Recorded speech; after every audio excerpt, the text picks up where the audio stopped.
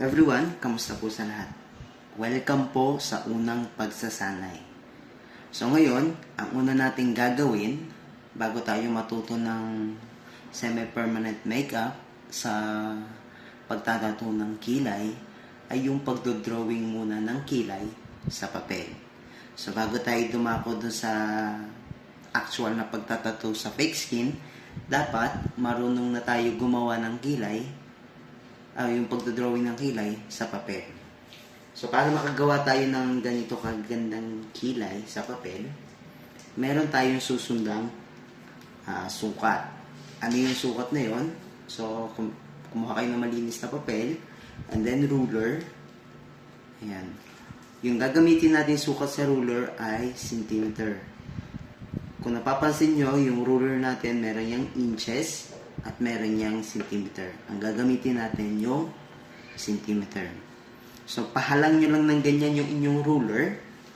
Bibilang kayo ng 6.5 centimeter. Guguhitan nyo ng horizontal. Ganito po yan. So, 1, 2, 3, 4, 5, 6. May makikita kayong maliit na guhit doon. Yun po yung magiging 6.5. Guhitan nyo lang ng horizontal, katulad yan. And then, bibilang uli kayo ng isa pa. Hanggang 4 cm naman. Yun naman yung magiging hati ng inyong kilay. So, 1, 2, 3, 4. Dito po yan. Yan. Yung point na yan, yan yung magiging umpisa ng arc pababa. Kung napapansin nyo po, itong mga to. Yan. Diyan po yan. Pagkatapos, itong magiging tail ninyo, ito, ayan, yung mga yan, ay 0.5. Gamit yung ruler, ibababa nyo po yan ng 0.5. Doon kayo magmamarka. Para makuha nyo yung 0.5, doon sa 1 cm ninyo, may makikita kayong, maliit na guhit sa gitna. Ito. Hindi ito maliliit na to. Itong medyo maliit.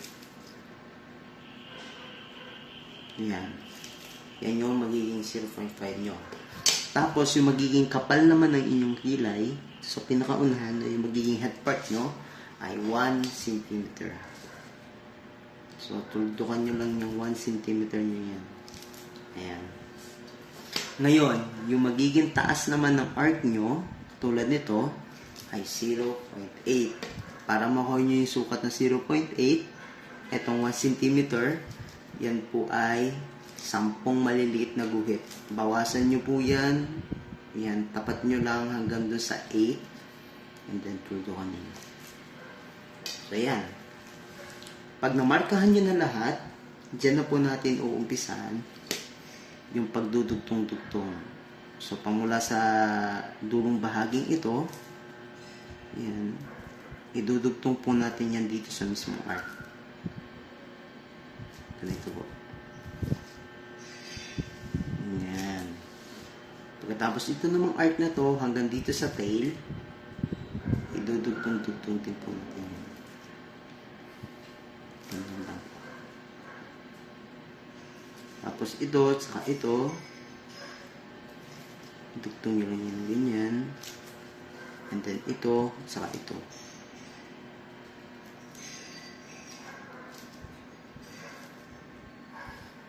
Yan.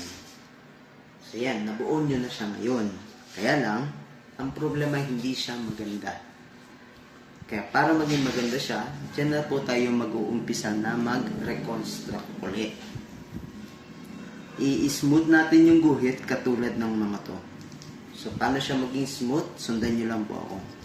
Babawas tayo ng konti dito sa tail kasi masyado siyang patusok. I-curve po natin siya ng maganda. So, bawas tayo dito sa loob. Curve natin siya ng maganda. And then, idudugtong nyo lang dun sa mark na ginawa natin. Yan, kapag nyo po. So, bubuhayin natin yung excess. Pag nabura nyo na yung excess, dito naman uli kayo magbabawas. Para hindi siya masyadong matigas tingnan. Babawasan nyo yan ng hanggang dito. So, So, ganito lang po yan.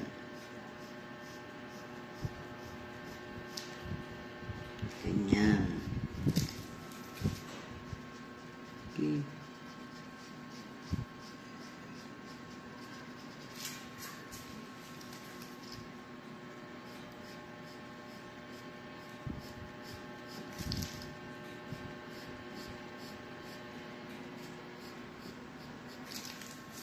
Okay, nakuha nyo na siya ngayon. Ngayon, ito namang kanto dito sa taas, itong earth natin, babawasan nyo rin po yan para hindi siya masyadong tusok na tusok. Okay? So, ito lang ang gagawin natin.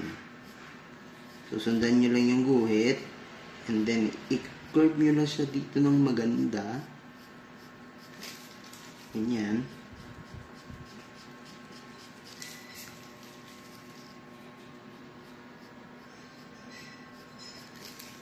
Ayan na. So, nakagawa na tayo ng ang pangit pang buhok ng magandang kilay.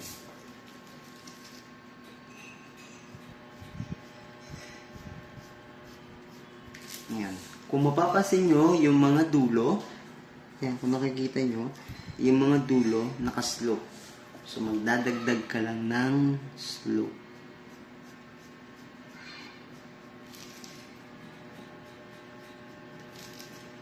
Yan.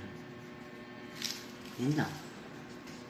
Ganun lang kasimple gumawa at mag-drawing ng kilay sa papel. Okay, kita niyo po. Simple lang, di ba? Hindi siya mahirap gawin. Pag okay na kayo dyan, ililipat na po natin yan sa fake skin.